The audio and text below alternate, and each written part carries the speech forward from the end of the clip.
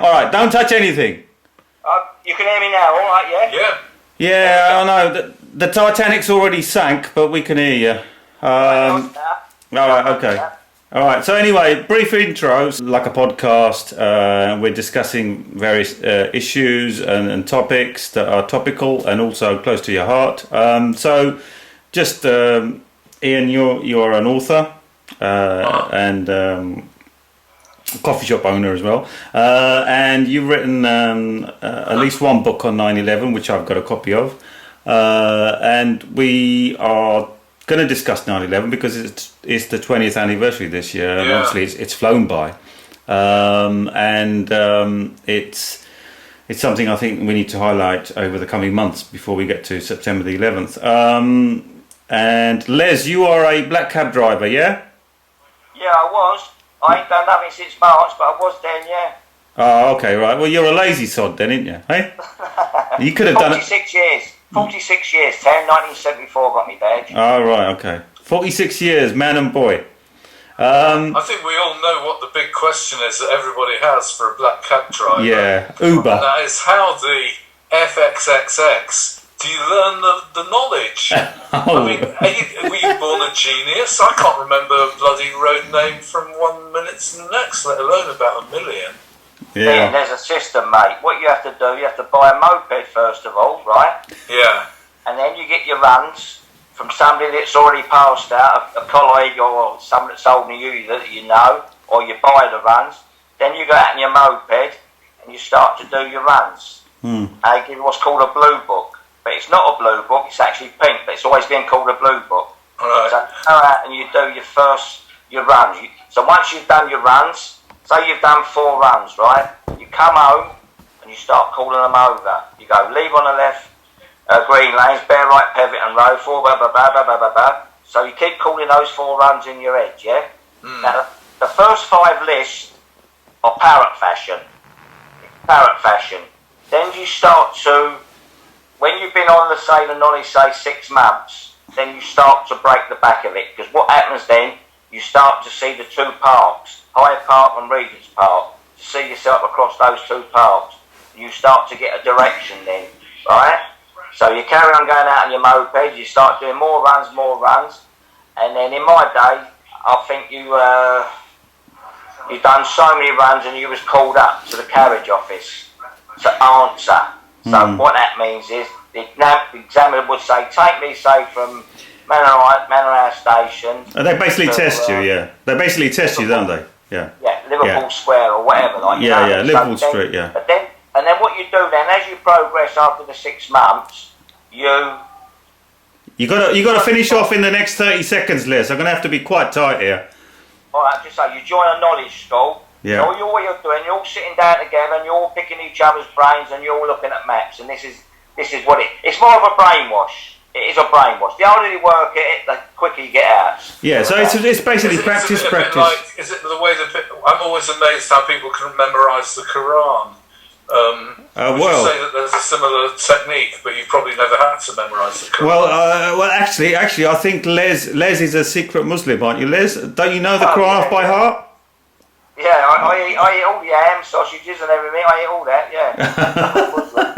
I'm Muslim, yeah. Anyway, okay, so we've got that. I mean, I've known Ian for a number of years now. I used to do a radio show about, 10 years ago now, Ian? Yeah. Which was on FM Community Radio in West London. How time flies. So I interviewed Ian on a number of occasions there. I've been to some of his seminars that he's done over the years in regards to the reinvestigate 9/11 movement. And he's had a lot of, distinguished guests on the platforms over the years. In fact, I was looking at some of the footage a couple of months ago that I've still got on video. So how time flies, Ian. So what do you think about this 20th anniversary? Do you want to say something about that, about the what's coming up? Well, my book was called The New Evidence, and it came out in 2007. Yeah. And actually, we haven't had to make many revisions to it.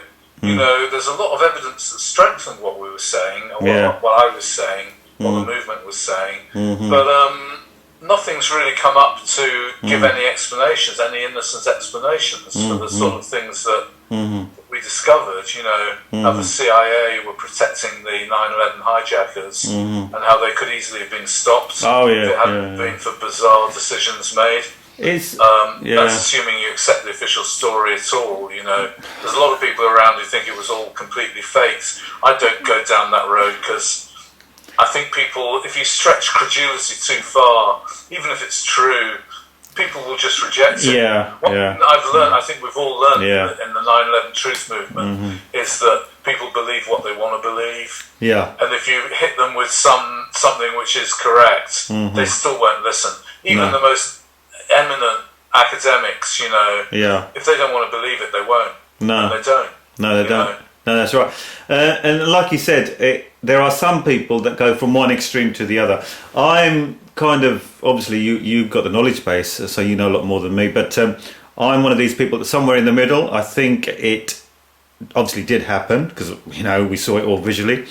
I think the hijackers were real, but I think they somehow, for whatever reason, it's the deep state kind of thing. We don't know why, but they allowed it to happen. I think that's about right. So that's the most reasonable conclusion based on the inadequate evidence we've got. Because you can't really. I mean, one thing I've learned, which is, I guess, in some ways a bit depressing, is that as an individual, you know, I mean, the 9/11 Commission had. That's my phone going. Sorry, I thought it was mine. Yeah, no worries. The 9/11 Commission had, you know, $60 million, which wasn't enough. No. But I had nothing, you know, just a bit of time. Should I just take that and tell them to piss off? Go on, no worries. Just tell them. Hello? Yeah, Tan, I'll tell you what, you two are lucky. Have a look at the state of my bar on it. Have a look John, at my... I'm on the Zoom conversation. I'll talk some other time. Because my nephew's an hairdresser. I can't go round to his house because I'm at a different household. He's only round the corner of me. This was my sister. So look at the state of my hair, look. Yeah, but can't you have a sport bubble like where you do something? I don't know. But they are going to be open from next month, so you only got to wait another 2-3 weeks. But you haven't got much hair anyway. I can't really talk. I know. Neither can Ian. But it's all part of the show. You know what I mean? It's murder. But don't forget, you can do a Wayne Rooney. You know. Well, they say that. It's but all I'm possible. not willing to go that step. To have it all off, like, you know what I mean? We were talking about 9/11, now we're talking about hair procedures, but only because we got interrupted by the phone call. That guy who just called me, he's an interesting guy actually. He's a nurse in the NHS. And, you know, he will tell you that it is not imaginary. You know, there's nothing imaginary about this pandemic. And that, you know, I mean, they're having so many people die. One thing he told me, which is quite interesting, is that actually not that many people die in hospital. No. You know, normally they go home and die or go home cured. And so, you know, that they're not used to people just like a bloody battlefield, you know, which it has been. It's true. You know.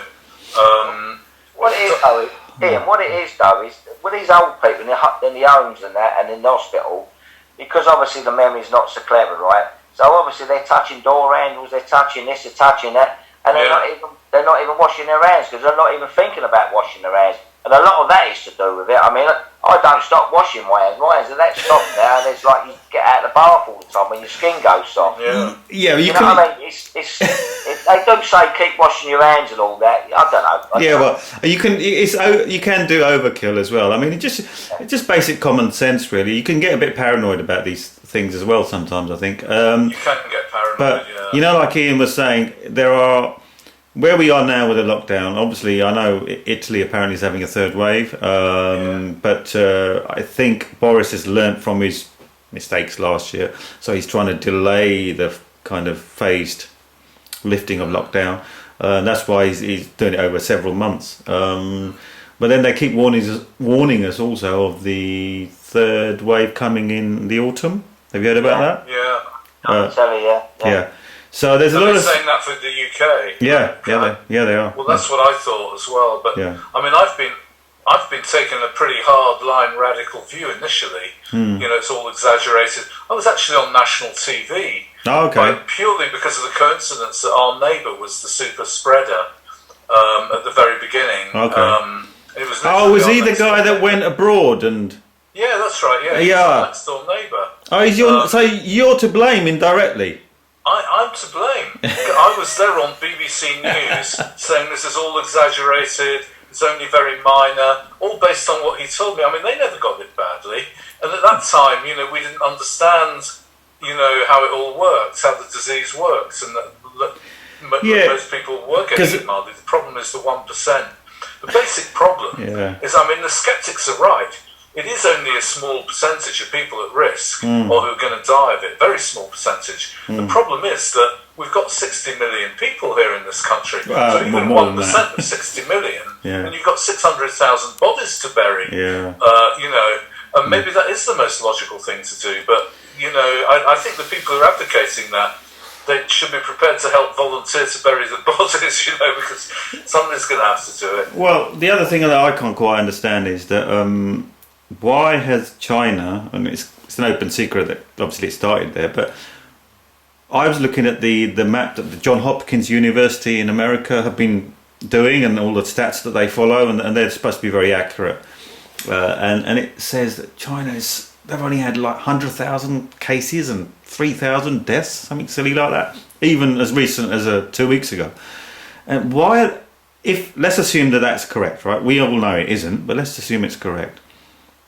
Why is the West in such a dire state? Because we couldn't make our mind on what strategy to follow. We half follow the let it go, and just have everybody die and get it over with. What the herd immunity, and then there's the other one is suppression. And the thing about suppression is that you've got to be 100%, and it will feel like fascism. It'll feel like we're in a police state. Yeah. And that's none of us want that.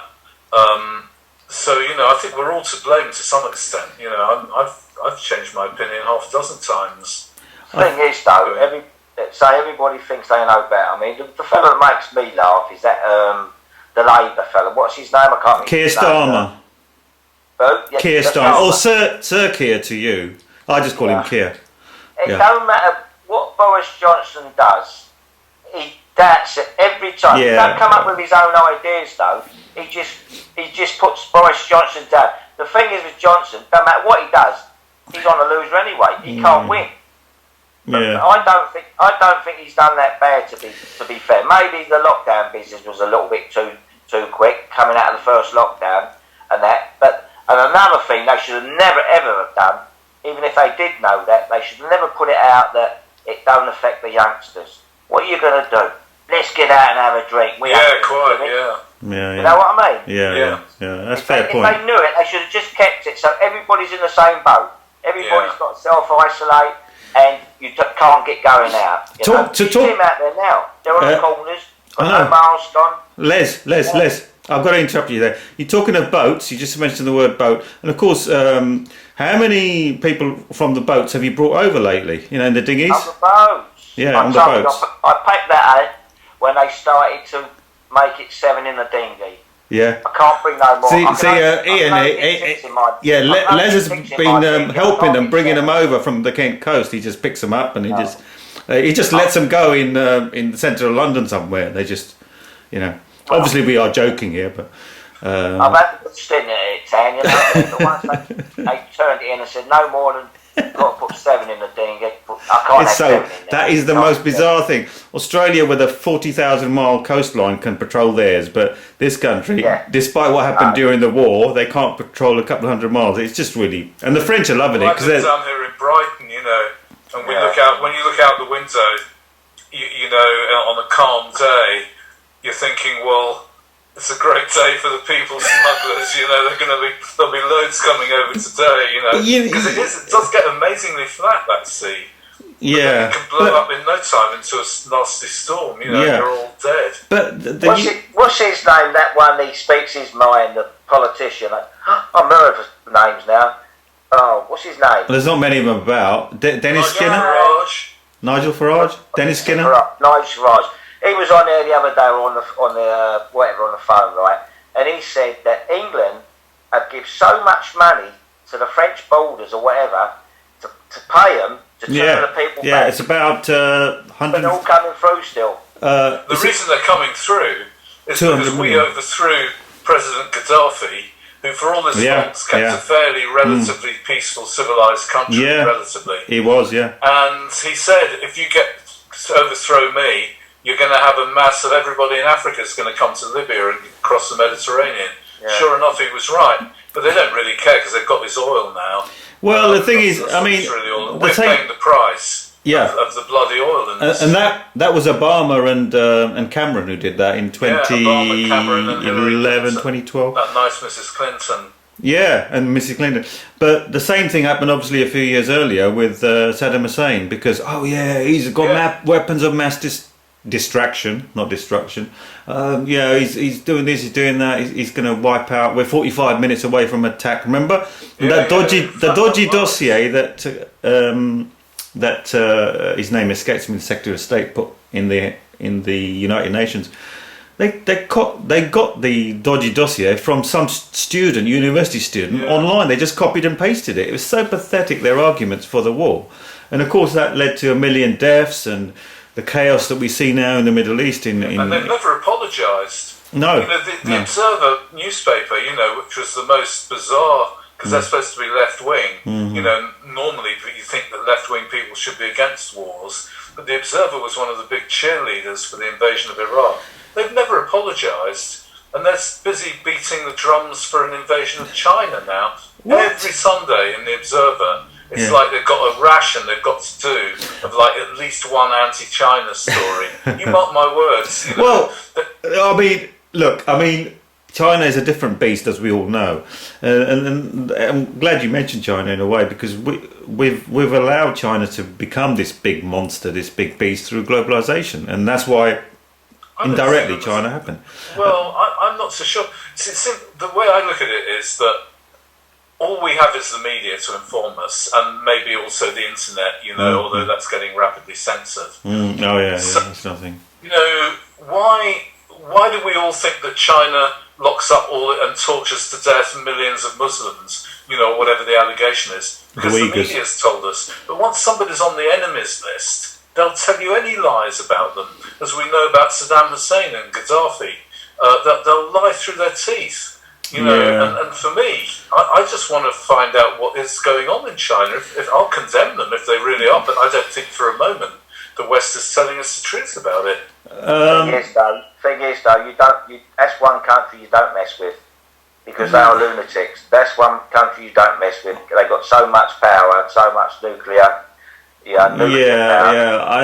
All over. I do think that this Brexit and also with COVID, it's taught us one thing, which is that we should be making things locally here in the UK or in Europe. We shouldn't be exporting stuff like 12,000 miles away from halfway around the world. There should be. If one good thing that should come out of Brexit is that there should be more manufacturing here in the UK, and that's another thing. Brexit. I mean, there's so much doom and gloom and scaremongering stories. It's going to be like. What did Cameron say? World War III and taxes will rise and it's going to be utter chaos and blah blah blah. Obviously, there's been a few issues, but nowhere near as. I'd have to slightly qualify that actually. Being in the import and export business. Oh, okay, yeah. All right, I can tell you. Yeah, of course, you import coffee, don't you? Yeah, I import it from Holland. From. Oh, so how's that been then? How's that been affected then? Absolute disaster. Oh, really? You couldn't make it up. Absolute, complete, total disaster. Is that to do with the paperwork? Sorry, Les. Boris has proven to be the most incompetent, moronic, impractical, fantasy-laden idiot. That agreement that he came out with at the last moment, when he had 4 years to make an agreement, I know. it's just full of holes. Nobody knew what anything was. Just speak to anybody. Don't believe me. Speak to anybody who tries to import or export anything for the last 3 months. Yeah. The movements are down to they've lost something like 60%. I mean, we don't depend on it. It's just a sideline for us. So I can sit there objectively and not really lose any sleep over it. And not only that, Ian, when you actually do export stuff, if you don't do it on the deadline, you have to pass that 20% on to that person you're exporting to, don't you? Oh, it's a nightmare. It's nobody knows what the regulations are. We just had a message from DPD. Spain's out. They said Spain's just introduced a new load of software to deal with Brexit, and it doesn't work. Their systems have collapsed, and nobody can get anything into Spain for the next, for the however long. We don't know how long for. I mean, nobody can get stuff back here. They've had to put off the customs checks for a year now. Yeah. There are no customs checks bringing stuff into England now. but there are still the software. They haven't got the capability. They haven't got the customs officers. They had 4 years to get. I know. This. No, that's a fair point, Ian. But can I just say something? If all the ports are jammed up and everything, and nothing's moving. But if we've just had another message. Because see, what people don't understand is how the system works, and Boris obviously doesn't. But for anybody who's small, you don't hire a whole Arctic to go to Europe and back for you. You have what's called groupage. So I've got a lorry at the moment. There's a lorry in Dover. Our product's been cleared. There was a bit of a hiccup. We answered some questions and they cleared it. But we've just heard now that there's one other consignment on that lorry. There might be 20 altogether, but there's one or more that haven't yet cleared customs. So we all have to sit around while they produce the paperwork, or maybe they're going to have to take the goods off again.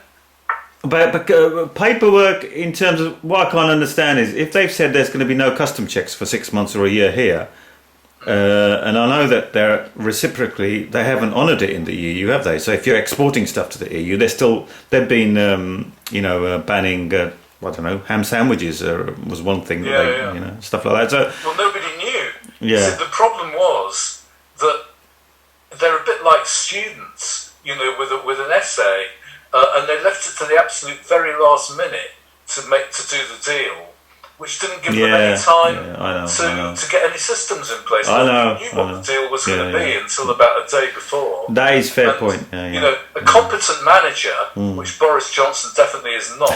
Excuse me, Les, if you like him. I mean, I quite like him. I find him quite a charming guy. It's always good somebody who's prepared to make jokes. Fair enough. But colourful language. A decent manager would have had 2 or 3 different teams working on contingency. I know. Depending on which various outcomes they foresaw. I'm 50-50 with Boris. I think he's sort of half decent. He could have done better. But if we compare him to Theresa May, I think he's a lot better personally. But I think Theresa May, she had nearly 3 years or over 3 years to sort it out. But she was totally incapable of doing it. You've got to say though, he's the best of a bad bunch, isn't he? I mean, how would you like him in charge, Corbyn? I'd love to have Corbyn in charge. I'm a huge supporter. I knew you was going to say that. I knew you was going to say that. I said the wrong thing here, and No, you didn't. No. It's a democracy, right? It's a democracy. Exactly, freedom of speech. It's a freedom of speech. I mean, personally, I think I should be world president. I could sort a lot of things out myself. But anyway, that's another story. Okay, so what's been happening in the last sort of week, 10 days in terms of the Harry and Meghan? I think we need to touch on that. I watched the programme yet, Tam. I've got it on record there. There's 2 hours of it, isn't there? Yeah, well, I unfortunately wasted 2 hours of my life watching it on Monday evening, and I can assure you it was probably, I don't watch much TV, but it was basically a wasted 2 hours. But I wanted to see what all the fuss was about. I thought it was great drama. And I was really touched when she said, "I'm not going to live in fear," because I thought that reminds me. I watched the original Diana interview. Yeah, I think Les probably did as well. Maybe it was you were a bit too young in those days. No, well, I watched. I remember it vaguely. Yeah, I mentioned it as well. Friends of ours wanted to watch it. Otherwise, I never would have done. 1995. When she said, "I'm not going to go quietly," that's when I first thought, that is a very, very dangerous thing to say to the British establishment. Yeah. Sure enough, she was dead. A couple of years later, she was dead. Well, Piers Morgan said that she's been treated best out of all of them. The business of dying the way she was treated. That's one thing people forget, how Diana was treated, because she was pilloried in large sections of the media, how she looked, what she ate, what she dressed like. She was suicidal. Yeah. But she didn't. See, this is you mentioned suicide. This is a new mean now that people are using in the sort of celebrity world. I mean, Meghan said, "Oh, she's suicidal." You can't criticise her for that. And then Piers did, and he had to obviously leave, got sacked. But I think it's right. I think what Piers said was right though. I said a few steps on YouTube as well on the phone. he was saying they just slaughtered the royal family. Yeah. The poor so-and-so's lying in bed, in hospital, ill and all that. She's coming out with this other stuff, but Harry's going along with her. Whether that's his views, because I don't think that's Will's views about it. Yeah, I think they're being a bit selective with the truth, as it were, Everybody has their own truth, don't they? Yeah, everybody's got their own truth, but I mean, anything that's meant when it comes to things like race and mental illness and gender and everything, everyone just goes ballistic over those 2 or 3 subjects now. But I think they're undermining freedom of speech. I couldn't agree more. It's like you can't have a debate, isn't it? I mean, I was hurt. Well, I'm sorry, but whether you're hurt or not, you can't just go around and say you were hurt by something and expect somebody to be thrown in jail for hate speech because you felt hurt by it. That's the direction we're going in, I agree. This is a woman that disowned her own family. Yeah, she doesn't get on with anyone apart from her mum, I think. Well, Piers Morgan said he knows her. He wasn't being big-headed. I know I've met her many a time, he said. And she's a very cut and thrust woman, like. She cuts you right out of her life with, just a flick of a finger.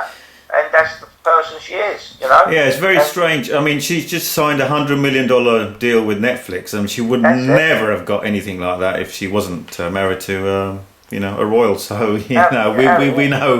we know she's a lot cleverer than people make out. And I think Harry is a little bit in awe of her. I think maybe even a bit scared of her. Weird, isn't it? The way she said. What struck me was when she said, "They said, well, why couldn't you talk to your friends?" And she said, well, you don't understand, I don't have any car keys. I don't have a key to this place. That's just I don't have a credit card. I don't even have a passport. That's total BS, obviously, because that's total BS because she had loads of... I think that's probably true. But she had loads of holidays, Ian, seriously. Even when she was here, she had holidays. She did have a lot... No, but everything has to be with the permission of the palace officials. She went on a baby shoot... She had no paparazzi when I was in South Africa. Nothing like Diana. They had the camera down their necks all the time, Diana, and that when I was away. Yeah, I know. They never had no paparazzi round by in South Africa on the tours they were going on. She's been treated the best out of all of them. There's 2 things that struck me from that interview. One was that she said there was a conversation being had about how dark or skin the colour of the baby would be, right? Yeah. Now, to me, I've been through lots in my early years when I was growing up in East London, so I've been through all that stuff, real racism, stuff like that. But this is just banter. I mean, if somebody said, "Oh, how dark is the baby going to be?" How is that racist? For a start, these sort of conversations, I can tell you... I agree about that. I wouldn't deny that. I thought that was their weakest thing, These sort of... That's what Piers Morgan said, didn't he? He said that's just general banter, he said. These sort of conversations, I suggest she lives in the black or Asian community. These sort of conversations are had there all the time. I mean, look at every other black person is with a white woman here. So, it's very mixed. They have these conversations regularly. How can that be racist, for God's sake? And the other thing is, unless my eyes deceive me, but Meghan is quite very, very light-skinned, and so is Ginger Boy. So, put 2 together, you're going to get a very light-skinned baby. Come on. It's just so obvious, it's making a mountain out of a molehill, And what's that woman's name? What a piece of work she is. That Shamola. She's a woman's activist. Oh, Shola. Shola. Ah, what a piece of work. The black woman, the black lady, isn't she? Black lady. Yeah. She never give him a chance. She never gave Piers Morgan. Did you see that? She accused him of being racist and everything. Never give him a chance. She said, "Okay, let me respond to what you're saying." As soon as you started to respond what she was saying, in she come again, like, she plays the race card a lot. But saying you put another chip on that shoulder, balance you up, like, they put one on the other side. She was unbelievable. It was just unbelievable. And then the mental illness thing was also really bizarre because Harry was head of a mental health charity at the time as well. And like you said earlier, Ian, she could easily have talked to many of her friends. She could easily have talked to Harry. I mean, Harry had therapy a few years earlier because of the death of his mother. And they were wearing all these headbands, him and the others, about mental health and talking and everything. So I don't buy it. I mean, I've been through mental health issues many times when I was growing up. I've been through a very turbulent childhood. But you don't play on things like that for your own gain, and that's what she's done. She's played on mental illness and she's played on race, and obviously the woke media, the woke mob, as you like, or the mainstream media, they're all kind of, not all of them, majority of them in America especially, have sided with her, because they just need a stick to beat. And yeah, the place she comes from. What's the actual name of that place she comes from? It's a right rough hole, isn't it? Because the seed, and it's somewhere that Piers Morgan mentioned. Oh, Chicago. Chicago? What's it called? Not Chicago.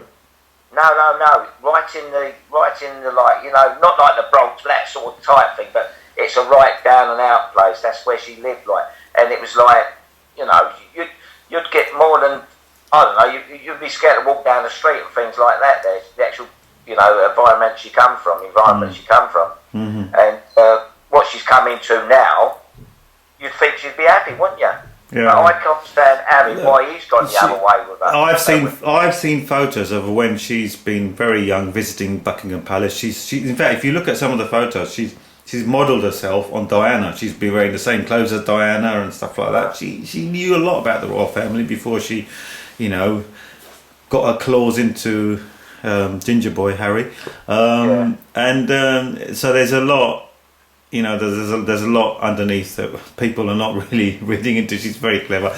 I mean, you know, you can't blame her in a way, really, because look, there's a lot of women who would love to marry a prince. So, you know, you can't really blame her for doing it. But it's just the dishonesty that comes with it afterwards that I think people are going to get pissed off with. You know. I mean, to be fair though, I mean, I know you see the Crown. A lot of it was probably made up and that, like, but there's a hell of a lot of truth in it, like the actual background and the history to the actual story of the Crown, wasn't there?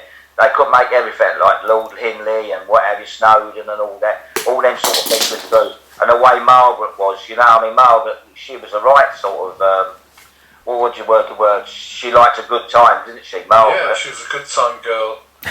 Yeah. But, you know, all right. I love The Crown.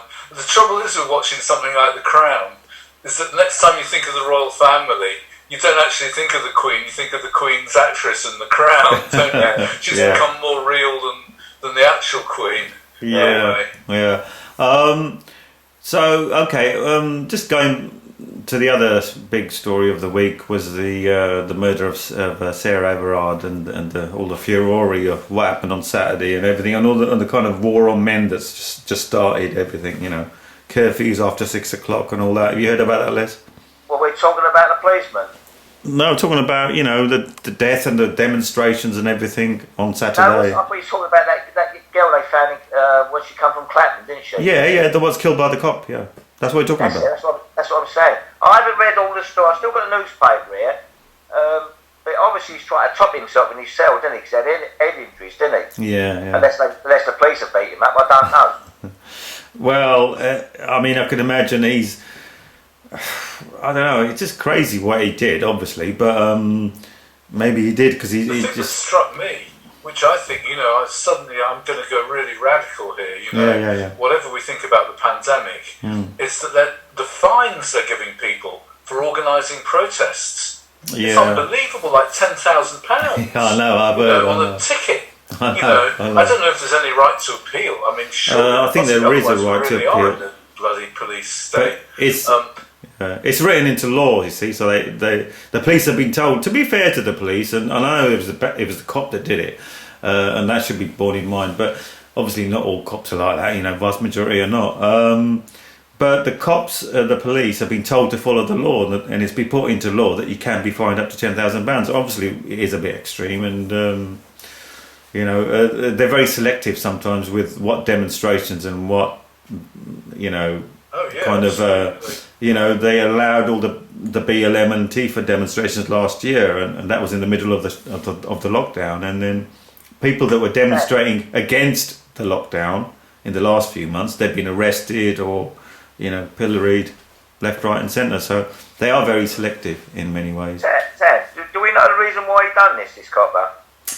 I don't know. I think he had a problem, an issue, fetish or something. Apparently he did some, he was indecent exposure with someone as well. He exposed himself 4 days before, so in a place, in a shopping centre or somewhere, wasn't it? Oh, was it? Yeah, so, I don't know. Maybe he's having a nervous breakdown, basically. Well, I mean, look, he had a really good job with the diplomatic protection squad and everything, you know. And you think, but people have these moments of madness, you know. But what I'm saying is, last year there was a couple of stories of women being really badly raped and murdered. I think one was in the West Country, one was up north, and the media just, there was none of this, you know.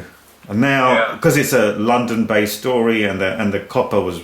And this is another theory I've got. I think if the copper was black or Asian, the media would not have highlighted it as they have done now, because they would have been scared to being accused of being racist or whatever. You know, that's how the mentality works with a lot of this woke culture that we're in now. But I think it's just a hysterical reaction. And it's the same with them girls up in Rotherham, isn't it? I mean, how long did that go on? Exactly. I mean, they told the police, and they never done nothing about it. And not just it's identity politics. It is. I remember years ago, I didn't cotton onto this for quite a while, but the grooming gangs. And I am more interested in like the poor. You know, to me, being on the left is about helping the poor, basically, whatever colour they are. Very much including the white poor, you know, along with everybody else. Whereas now it's become identity, you know, and so you've got people, as you say, you know, like Meghan, and I don't really agree with your view on Meghan, but no doubt, you know, she doesn't deserve, you know, the help that most people deserve, you know, because she's made it, you know, it's true. Yeah. But I think, I don't know, it's difficult because in a way, women are sneered at a bit, aren't they? Even now, a little bit. I get that, but I think partly, and this is a longer conversation for maybe next time. But I think feminism is partly to blame for the way that obviously men are confused now how they deal with women. I mean, I've seen it. I've seen it myself. If I hold the door out to a woman now, sometimes I've had, you know, all sorts said, or something simple like that, or you just call a woman just that in conversation. You might say, "Oh, all right, thanks, honey," or "Thanks, darling." You know, it's just a conversation, and some of them they just bite your head off. You know, simple things like that. So a lot of men are confused about, you know, what they're supposed to say, what they can't say. When the roles are reversed, of course, a woman can get away with anything. They can say whatever they want to, and it's never regarded as being. A lot of people say it's about, you know, women bosses can be a lot worse than men bosses. Yeah. But hey, I think we might get cut off at any moment. Yeah, that we will do. Can I just finally before we go, on a lighter note, should Dick go? Should what, mate? Should Dick go? Should Dick go? Should Dick go? Oh yeah, definitely. Dick should go and be replaced by Fanny? No, it's alright, that's my joke. I just wanted to get that in. You know that Cressida Dick, she was the person who gave the orders that led to the shooting of Joseph police woman. Yeah. She's Britain's most senior police officer. Oh God, you know what you mean now, yeah. Anyway, the wife said to the husband, "Why do you keep yawning?" He said, "I'm not yawning, I'm trying to say something," he said. Yeah, don't worry. But I think it's been a good chat. Well, we had a few technical difficulties at the beginning, but hopefully we can do that again next week, and I'll see what I can do with this footage, and I'll send you some details later in the next couple of days. Yeah, but it's nice talking to you, Ian. Hey? Bring the world to us. Well, I think we should start it, and then we'll get a few more people involved in the future as well. There'll be other people that want to get involved, but they couldn't make it today, so it will flourish. I guarantee you that. Okay. Did Gary tell you about that woman comedian?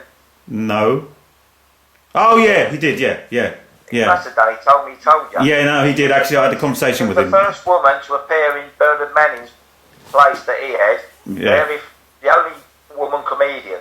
Yeah. I should say. Yeah. Comedian. Yeah, I know. And he's trying to get her on board, and also trying to get this black fella. Yeah. That dressed up as a Nazi. Right. Well, that's ironic. When I went to one of Gary's gigs, he's told you, hasn't he? Yeah, he has told me. Yeah, Ian. There's a black fellow who dressed up as a Nazi. Yeah. See the irony in that, yeah. Okay. Yeah. No, I don't know. He's just like wants to do different things in with his act, sort of thing, like what I mean. Yeah. No worries. Well, anyway, look, let's call it a day now, because I think we're approaching near the end. Ian, you got to go for your dinner. I've got to sort something out soon as well. And Les, it's been good to have you with us, and we're going to try and do this weekly, Ian, aren't we? Yeah, I think think so. Yeah. Yeah, the aim is to do it weekly, and we'll get more people involved. It will evolve as we go, and it will become better and better as we do it. We'll get Gary on it as well, like. Yeah. We'll do next time. We'll try and get him on. Yeah. Where do you live, Tan? Whereabouts you live? I live in a caravan. I'm a gypsy. Because of course the original gypsies were Indians 5,000 years ago. That's India's greatest export, apart from the Kama Sutra, the gypsies. No, I'm joking. I live in near Lakeside. You said he's having his jab near you, that's why I asked. Oh, yeah, I'll say near. It's a few miles away, but it's sort of about 7, 8. He's, is it Basildon around there? Wickford way? I think that's where. Wickford. Yeah. That's where he's got to go for his jab. Yeah. I had mine last Friday. Are you having your jab, Ian? I had one. Some of the horror stories you read and theories you read on the internet about the jab, it makes you think you're better off without it. But I did take it, yeah. Yeah, I had mine last Friday. Which one did you have, the Astra or the Pfizer? I had the Pfizer. Which one did you have? I had the Oxford AstraZeneca. Oh, okay. My wife had the Astra and she was quite ill for a couple of days. Oh, really? Yeah. Well, you know what? I had mine on a Friday. Yeah, it was a little bit sore after you'd had it done. It felt like somebody had punched you in the arm. And then it sort of wore off a bit. And then it started to ache a little bit. And then started to feel a bit nausea with it. So I didn't take no painkillers because it wasn't that bad. But yeah. And then a few days after that, it's probably getting into the 3rd, 4th, 5th day, I started to get the flu-like symptoms. All my body ache, my legs ache, my back ache, and all my arms ache. Because they say you do get the flu-like symptoms. But not everybody gets it. I mean, I didn't go through murder with it, but there was a few little side effects that you did get, like, you know. Well, I didn't. Yeah. Well, you was all right, Ian, weren't you? I think you was fine. I was fine, totally unaffected by it. But my wife was, she was puking up. She was in bed all day, couldn't get up. Is she all right now? But so you don't know whether to think, well, maybe that's better. Maybe your body's really got geared up now, and it's reacted so strongly. Or, I don't know. I mean, is she all right now, your wife? Yeah. Oh, she's fine now. Yeah. She's fine now. Yeah, my neighbours had the Astra vaccine a few weeks ago. I think the guy he was okay. The woman, she was okay. The guy he had a few issues like soreness and felt a bit rough for a couple of days, but then he's fine. He's in his 70s. My mate told me his mate was in bed for 3 days after he'd had it done. So I say it affects people with different ways. I've heard story in Pfizer. The Pfizer one has killed a couple of people at least in America. But we've heard stories about the Astra one as well. But I don't know. It's just it's difficult, isn't it? They're new vaccines. They reckon if you have that other one, that Johnson & Johnson, you only need 1 dose. Well, that hasn't come out yet, though, has it? It hasn't come out yet. No. It's out somewhere because I've read about it, but I can't remember where it is. But they said you only need 1 dose for that one because they've been talking about the Oxford AstraZeneca in some country. It was causing a blood clot. Yeah, that's what they're saying at the moment. Yeah. The trouble is, it's so difficult. If they're giving out 1 million doses, think anything you can think of, there will be a few people who will have those symptoms, and that's just by coincidence. Because everyone's DNA is different, everyone's gene makeup is different, and everyone's got a different immune system, so it's going to affect people differently as they go along. I remember speaking to, when the AIDS thing first started, I remember speaking to this expert academic molecular biologist guy, and he says, what you've got to understand is that it's all just down to the most tiny, minute little variations in people's genetic codes. Yeah. You're never going to predict. Because at the time people were saying, well, was AIDS designed to kill black people? Because black people were more vulnerable to it. More people were dying of it. And this guy said, no, it's much more complicated than that. You're never going to get to the bottom of it anytime soon, Yeah, I know. Was it supposed to come from the green monkey or something, wasn't it? Apparently. Eating monkeys. They were eating monkeys. I was actually in the area where AIDS started. Yeah. And when the they were eating monkeys. That's how they got it. Yeah, that's one of the theories. I've heard that. Yeah, I've heard that. Another theory is that it was around for years, but it just didn't take off. It needed certain circumstances to get really going. And then they found the body of a sailor who died in 1955, who apparently had AIDS. antibodies. You know, the trouble is, the more you know, the less you know, isn't it? You know, the more you spend on the internet. I know. It can drive you around the bend. It's like watching the mainstream news. It can drive you around the bend. So it's just best to take 5 minutes here and just leave the rest of it to all the Well, that's what they said. 'Cause they said, "Can you catch AIDS from a toilet seat?" They said, "No, not unless you let the fella get up first." All right. Well, Okay. we better let it go because I'm seeing that Ian, you and Les, you're getting darker. It's a good thing you're both white because I can just about see you. We look like a negative, don't we? Eh? We look like a negative, don't we, Ian here? Exactly. Yeah. But the light's still shining behind me. All right. Okay. So let's call it. Then. Let's Talk call to you next week then. Yeah. No worries. See you later, Les. See you, Ian. Yes. Okay, I'll press the button. Yeah. Take Bye. care. Bye everyone. Goodbye. Click. How do I get?